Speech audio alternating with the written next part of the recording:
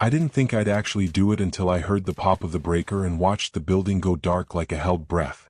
I'd already posted the notice in the HOA's glass case by the mailboxes.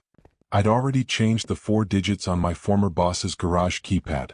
The landlord's smug little smile was probably still warm on his face.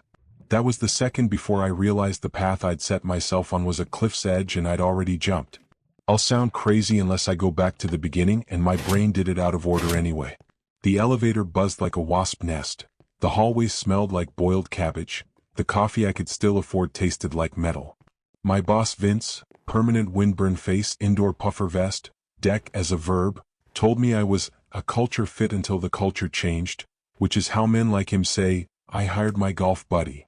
I trained the guy who replaced me without knowing, because of course I did. In the conference room he slid severance across the table and promised he would personally make a case for my bonus if I finished the vendor audit. Personally, like he was gifting me holy water. I took the vendor list, addresses, terms, the little pressure points I used to forget on purpose, put it in my bag and kept my face still until the elevator doors closed. I cried at my own reflection, eyes swollen and stupid. I texted Marco my supposed ride or die, a shrug emoji. He replied, beer at 07? Then, you coming? Then, guess not at all. That was our friendship these days. Me drowning, him narrating the splash. Home looked like a place where dreams go to pay rent. Beige paint. A potted plant that had seen things. The HOA board with its passive-aggressive fonts. Craig, our board president, carried himself like compliance had adopted him at birth. He stapled a new rule: patio plants must match and be under 2 feet. My doormat, welcome-ish, would soon be famous in a slideshow. Darren, my landlord with the bright, incisive smile of a man who always gets his deposit back, loved courtesy texts and convenience fees. He once jiggled my doorknob to check the lock, while I was in the shower, and acted like I'd interrupted him. I didn't move because I couldn't. 2 weeks of severance, a market wobbling, a car with a prayer for a bumper, and a landlord threatening to reassess market rent if I went month to month. Marco had said, crash here anytime, but lately his offers came with terms and conditions. I went to an HOA meeting just to make trouble and maybe say tyrant into a microphone. 7 of us sat in folding chairs in the rec room that smelled like lemon cleanser and old sweat. Craig wielded a gavel against a plastic table like he'd captured it in battle. When he clicked to the slide with my mat, my actual mat, and said, uniformity protects values, I stood and said, it's a mat, not graffiti. He answered with firm but fair enforcement, and a link to buy the compliant mat from the office at a very unholy price. In the back, because the universe loves theater, Vince slid in, puffer vest under a blazer like he couldn't commit to a temperature. Small world, he mouthed. I looked away before I threw the gavel. After the meeting he offered a recommendation letter. I told him I'd rather swallow a battery. I didn't sleep. The AC rattled like bones. Mrs. 3B's cat yowled at 3 a.m. Darren reminded me rent was due as a courtesy. Marco asked if I was still coming Sunday and I stared at the ceiling. For 3 days I tried to be the good version of myself. Spreadsheets of jobs. Prayers sent through application portals. Soup that tastes like humble pie. I even emailed Vince neat notes on the audit because competence is my haunting. He replied, thanks champ. Federal law should ban that word in corporate email. A vendor called me at home because he had my number from a past favor. He asked about a discount Vince had promised for early payment. I said I didn't work there. He said Vince told him to email me anyway. While he vented about cash flow and my guys, he let slip Vince had shifted a Friday payment to Monday so it wouldn't hit the quarter. Policy no-no. Maybe legal no-no. Definitely ethical sinkhole. I put a red pin in that. Sunday, Marco's place, wings and fantasy loudness. Surprise guest. Vince, perched on a couch, eating over a pillow like it deserved sauce. Vince has job hunting advice, Marco joked. I chewed celery like it could silence rage. When Vince cracked jokes about junior staff and trimming fat, I said too loud, you moved a payment to cook your numbers. The room went quiet. On TV a commentator said, interesting choice, and I laughed because the universe writes punchlines.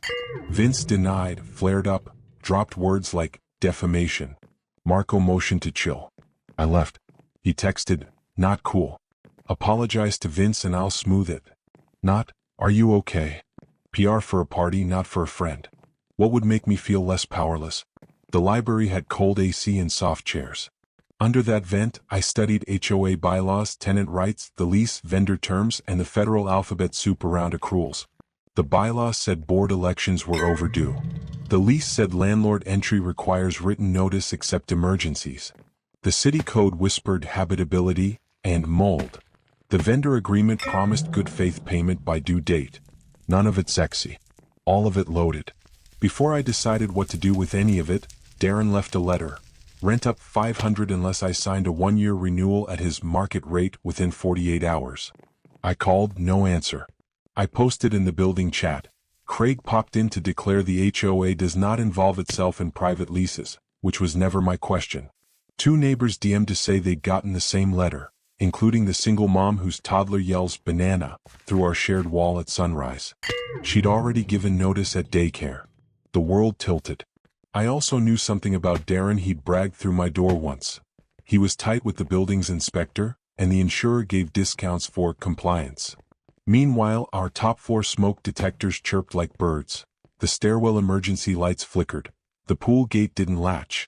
The elevator certification sticker looked like a museum piece. He hadn't registered my security deposit either. People find that out only when it hurts.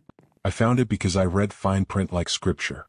So I wrote to housing about illegal entry, to the deposit registry to confirm the missing registration, to the inspector list of safety issues attached, to the HOA, a formal petition for an overdue election with 12 signatures when the bylaws required 10, to Vince's corporate compliance, notes on the shifted invoice, to HR the personal bonus promise tied to me finishing his dirty work, to the vendor, a neutral note pointing at the clause he needed. I didn't press send on everything at once. I lit fuses in sequence. Housing replied, 24-hour written notice unless emergency. Darren sent a future tense going forward, promise like it rewound time. The registry confirmed no record of my deposit, a key in my pocket. The inspector scheduled a visit. Darren sent a future tense going forward, promise like it rewound time. The registry confirmed no record of my deposit, a key in my pocket. The inspector scheduled a visit. Darren suddenly carried a new fire extinguisher through the lobby like repentance. The HOA tried to reject my election petition with insufficient signatures. I sent a screenshot of the bylaw and a photo of the names. Craig hated that. Fine. We'll schedule an election, he wrote, every period a clenched tooth. Compliance's auto-reply shrugged. HR wrote, we take integrity seriously. The vendor sent me the email where Vince had typed shift to next period, Dex, like a smoking gun written in smiley font. I smiled without kindness. The moment I changed Vince's garage keypad still makes my palms sweat. I didn't do it to steal. He bragged at Marco's that he never locked because everyone here is nice, then laughed like we were extras in his sitcom. I learned where his keypad sat and that his default was lazy.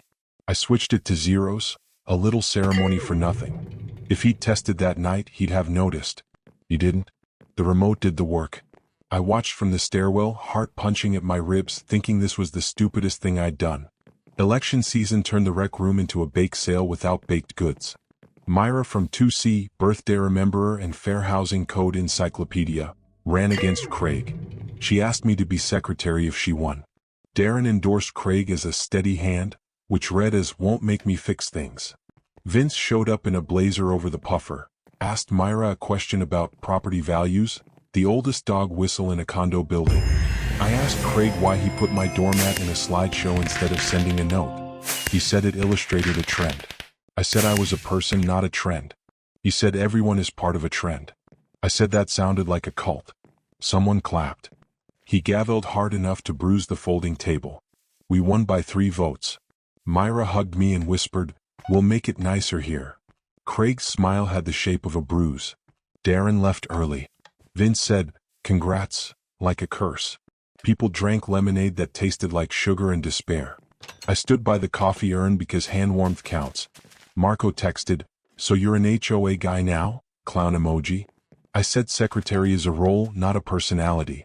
He said don't get weird, then asked if I'd apologize to Vince. He wanted trivia night to pretend nothing burned. I said I wouldn't apologize to the man who fired me, then squeezed a vendor. He said I make everything a crusade. I said he makes everything my fault. He called that unfair. Life, I said back, isn't fair either. Dramatic? Maybe. Also true.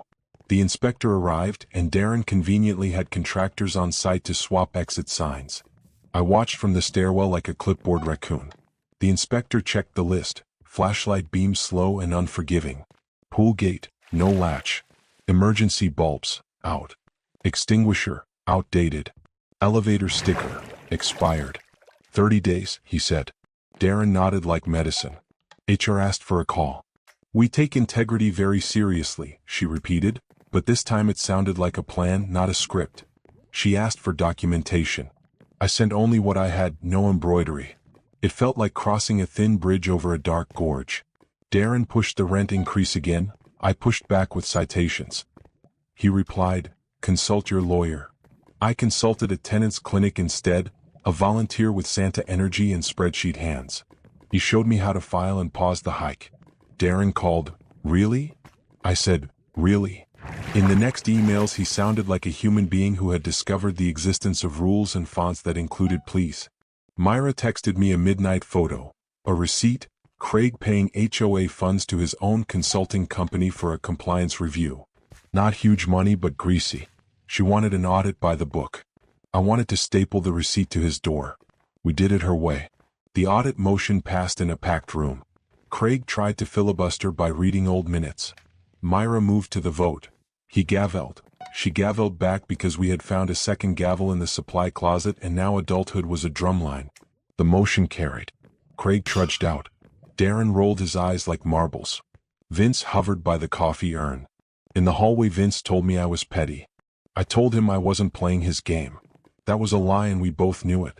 Marco posted a vague, some people burn it down when they don't get their way on social. Our mutuals aren't dumb.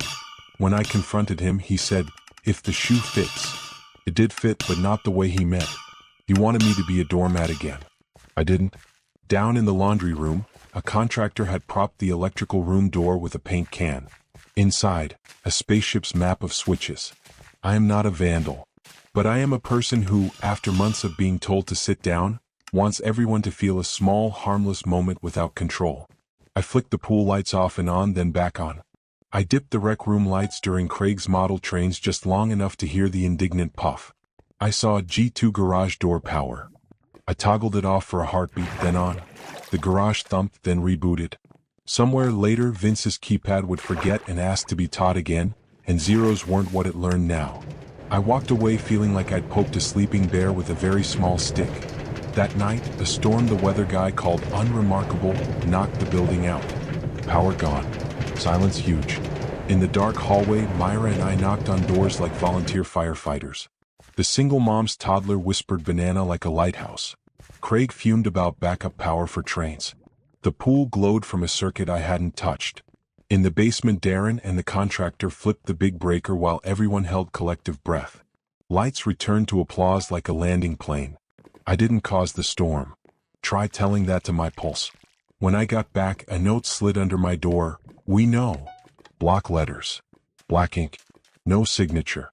It could have been Craig, Darren, Vince, or the building itself speaking. I tucked it under a heavy book and sat with the way fear and pride can taste identical for a minute. The vendor wrote the next day. Accounting released the payment. Vince's boss emailed him about timeline expectations. A tiny, clean dopamine hit. I filed a formal ethics hotline report with my name attached. They asked if I wanted anonymity. I said no. Brave or stupid, sure, but at least consistent.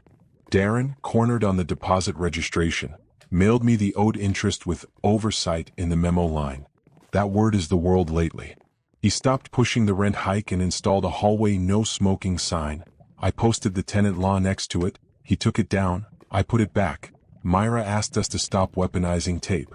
Craig refused to hand over receipts. Myra sent a demand. He produced a shoebox of glitter economics. The auditor, a Gap ponytail who looked like he could also build a canoe, called Craig's self-payment unconventional. Myra asked him to step aside pending review. He took a leave that calcified into resignation. The gavel looked small alone. Marco called in a real voice for once. What are you doing? You used to be fun. I told him I still was, just not at the expense of my spine. He said I was burning bridges. Some bridges lead to pits, I answered. He told me Vince had been put on leave while they looked into it and that Vince was telling people I was gunning for him. Silence said the truest thing. Part of me wanted him to hurt. Then he did it. Vince asked to crash on my couch while his garage thing gets sorted. I said yes. It's always couches with men who enjoy being neutral. So you're choosing him, I said. It's a couch, he said.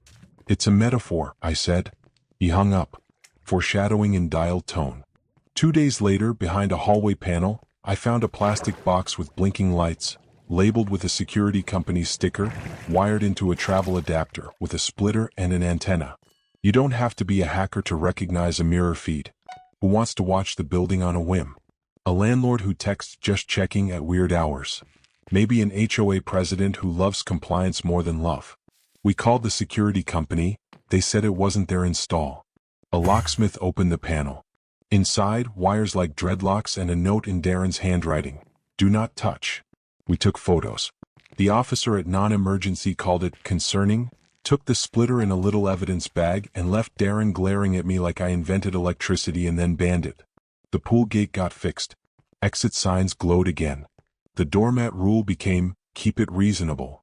Myra put a real plant in the lobby. Craig reimbursed the HOA for his consulting.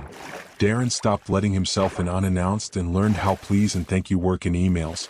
He launched a suggestion box, then removed it after the first 3 cards said leave. Vince didn't get fired. He got reassigned, bonus deferred. Men like him rarely fall, they drift sideways. He left the building though. Rumor says renovation. Maybe a girlfriend across town. Maybe Marco's couch became a quiet exile. I saw Marco at the grocery store once. He stared like I used to make him laugh and now I made him tired. Friendships don't break, they fray.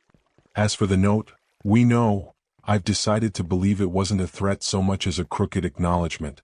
Maybe the single mom slipped it, meaning we see you being inconvenient in our favor. Maybe it was Craig trying to spook me. Maybe Darren reclaiming alpha vibes with a Sharpie. Maybe it was the building itself, tired and old, telling me secrets echo inside walls. The headline you expect isn't the breaker or the keypad or the audit. It's smaller.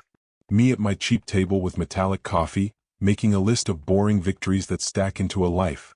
Thank the vendor for being decent. Help Myra draft policies humans can read. Volunteer at the tenant's clinic once a month because Santa with spreadsheets saved me. Answer neighbors' texts about what to do when a landlord courteously forgets the law.